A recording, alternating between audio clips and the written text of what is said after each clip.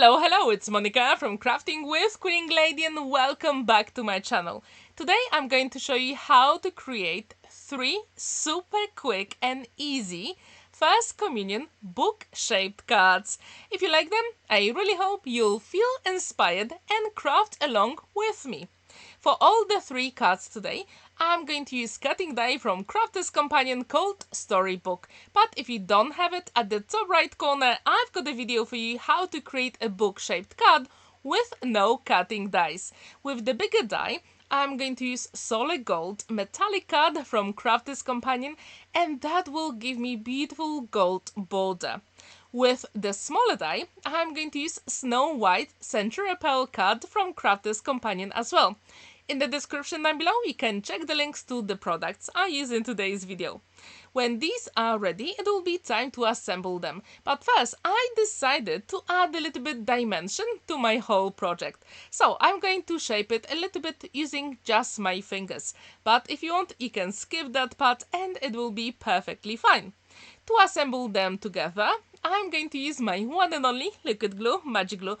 All I ask you to do here, just use any liquid glue you've got in your stash, because we want that beautiful even border on all the sides. And if you use your liquid glue, you do have time to maneuver your elements. And when this is ready, it will be time to embellish the card. So from my stash, I took that boy here, and as you know me, I love personalized cards. So in this case, the boy has blonde hair. That's why I've got him here. Using the same solid gold card from Crafter's Companion, I die cut the sentiment in Polish. And again, I'm using my one and only liquid glue, magic glue, to assemble the elements together. Because it has that nice nozzle, so it is so much easier, especially for intricate die cuts. When the boy is stuck to the card, I thought I really like it, but can I make this card even more special? So from my stash, I found First Communion cutting die, and I die cut it with white 300 GSM multi-purpose card, and I decided to add a little bit of color this time. So I'm going to use my Zig markers, but also metallic watercolor paints that I got from B&M couple of months ago, and I'm going to start with that watercolor paint first. I really wanted to add some shine and sparkle to the whole project, and I think any metallic watercolor paints add that extra interest. So if you do have any of them, please use them for your projects. Trust me, it is worth the effort and they catch the light very beautifully. Sometimes it actually works better on black card. But in this point, I really need something white because it is First Communion. When this element is ready, I'm just going to make sure that it's dry completely. And then I'm going to use my white glass mat here as a palette. So yes, you can use that trick as well. As you can see, I just cleaned the tip of my water brush and using a little bit of water from the brush and taking that tiny pigment from my glass mat, I'm literally watercoloring the elements. It is super cool technique and you do get that watercolor effect. So if you've never ever tried this one, I do encourage you to give it a go. Also, have you seen my video from yesterday when I show you how to create super quick and elegant First Communion cards? If you haven't, the link is at the top right corner, and also I'll leave it at the end if you missed it. Now it is time to color in the leaves, and again I'm following the same steps. So putting a little bit of pigment on my glass mat and then picking up with a wet paintbrush. It is so much easy to use. And as you can see, it will be time to embellish all the other elements. It's always a good idea to clean your surface in between, because we don't want to mix especially those paints. Because if you do contaminate them, they can create that mud color, and we don't want that. We always want the bright and beautiful colors on your projects. When this is ready, it will be time to add some yellow as well, especially on the right hand side. And when I'm happy with the design, I'm going to adhere it on my project. I want the Have you ever created First Communion cards? If you haven't, I do encourage you to do so. If you know me, I already told you that in Poland it is a very big celebration. So if you know someone who's going to have their First Communion, please make them something special. They will absolutely love it. So, as you can see, Zig markers are watercolor markers, and I really like to use them because they blend beautifully together. And as you can see, you can use the pigment on your glass mat, and that will work as watercolor paint. That's what I really like about them. Now I'm adding some details. When the whole element is dry, you can use your pens straight on the card, and that will give you all the tiny details. I really like this technique as well. So, when this is ready, it will be time to adhere it on the card. So what do you think about this element for First Communion? Do you think it's a good one, or would you change it? Again, I'm going to use my one and only liquid glue. All you have to do here, literally, you just need a few drops of glue. Because as you can see, this element is very intricate. But I think in the end, it adds so much to the whole project. When this is ready, I'm going to make sure that the glue is set completely before I move on to the next step. So I'm happy with it so far. It will be time for the next step, and I'm going to use my scoring board, and I die cut the bigger book with white 300 GSM multi-purpose card. I'm going to create the top flap, fold it, burnish, and it will be ready to adhere on my card. As the first panel was shaped a little bit, I tried to copy the same dimension here, and to be honest, in the end it worked. But it will go in 5 by 7 inches envelope, so it will be flat in the end, so you can skip that process if you want. Again, I need to make sure that the glue is set completely. It's always a good idea to add a few more drops, especially when you give that dimension to your project. So, when this is ready, there will be plenty of space to write your message inside. And if you want, you can add the name of the recipient as well.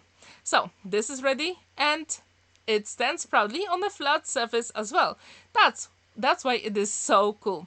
As you can see, I also created a stand for it, and it is in that storybook collection. I really like it, and using that Snow White color paper from Crafter's Companion, it will make that project even more special. So as you can see, you can display the card beautifully on any flat surface. So, what do you think about card number 1? Now it is time for card number 2, and I use exactly the same 2 cutting dies, and I'm going to put them together. As you know me, I really like to work in threes because you do have that beautiful design. So why don't you create 3 cards at the same time, right? And I do encourage you to do so because it's not only the time saver, but you've got even more beautiful projects in your stash. So it is time for the sentiment, and as you know, I use the same solid gold card from Crafter's Companion. I think at the moment it is my favorite gold card. Do you have your favorite? If you do, please let me know. What's the brand? I would really like to know, because I think this is so good for First Communion, and it would be perfect for weddings as well. It is time for the boy. As you can see, this one has darker hair. I'm going to put him on my card on the right hand side, and it will be time to add a few more details on the card. This time I decided to use something different, and if you've seen my previous videos, you know that I used that one as well. If you haven't seen my other First Communion cards, here is another video at the top right corner, so you can check it out, especially with those shadow box dice. So, when this is ready, as you can see, I try to have a little bit color variation. So here I use white 300 GSM multi-purpose card because we do need some shine, especially for those special occasions, but some of the elements would be nice to have matte color. So I do encourage you to play with some shimmer and mattes, because that's what makes your projects very special. It is time to color in tiny elements here, and I think sometimes you don't really need that much for the project. Sometimes all those elements, not many, really make a beautiful project. So when this is ready, I'm going to create a back panel. Again, I die cut the element with a 300 GSM wide multi-purpose card from Crafter's Companion, creating that top score line, folding it and burnishing. It will be time to put it together. So as you can see, those cards come together super quickly. And also, next weekend I'm going to have First Communion projects for you as well. But this time I'm going to create some First Communion invitations, so stay tuned for those. And if you don't know, recently I reached 500 subscribers on my channel and I'm so happy. So here in the top right corner you can check the video with my 500 subscribers giveaway. If you haven't seen it, I do encourage you to do so, because I do have beautiful free mandala designs for you. It is time for the last card, and now I'm going to use some white cotton ribbon. I thought that will give this project even more interest. It's always a good idea to adhere it on the back, especially with some double-sided tape, then folded. And at this point I thought I really liked the white cotton ribbon, but can I add something else to make it even more special? And especially with that gold, solid gold card, I thought that ribbon would be perfect.